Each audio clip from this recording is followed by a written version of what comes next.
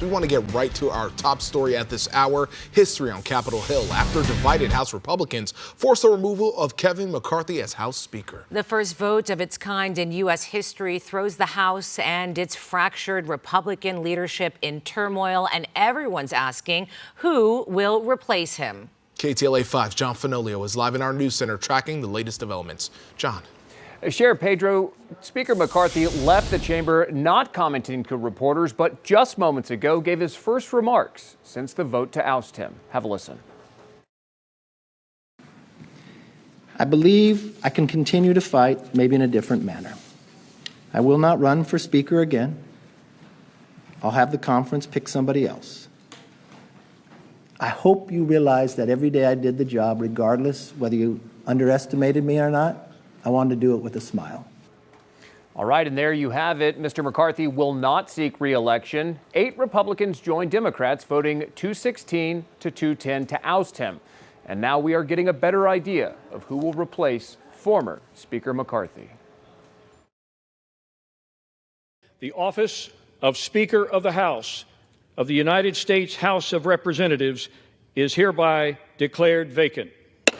For the first time in U.S. history, members of Congress have pushed out the Speaker of the House. California Congressman Kevin McCarthy removed Tuesday afternoon after enough Republicans sided with Democrats on a motion to vacate brought by Florida Republican Matt Gaetz. I don't think voting against Kevin McCarthy is chaos. I think $33 trillion in debt is chaos. The vote came after an hour of fierce debate. I think the Speaker has kept his word. So I'm very proud of this Speaker.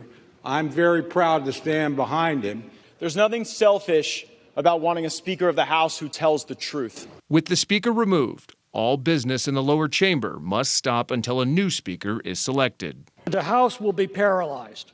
We can expect week after week of fruitless ballots while no other business can be conducted.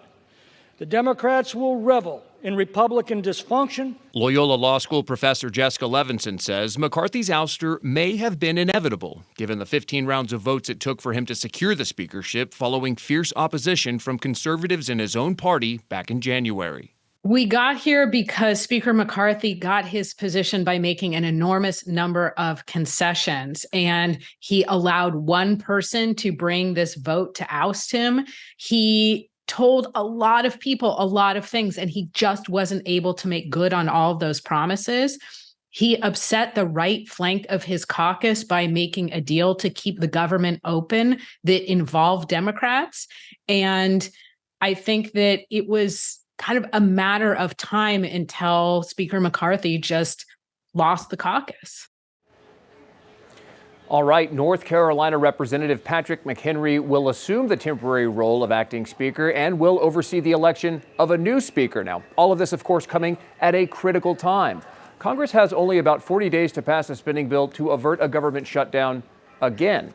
Now, coming up at 6, I'll have more on this historic and chaotic day on Capitol Hill, plus reaction. We're live in the News Center. I'm John Fenolio. Sheriff Pedro, back to you. All right, John, thank you.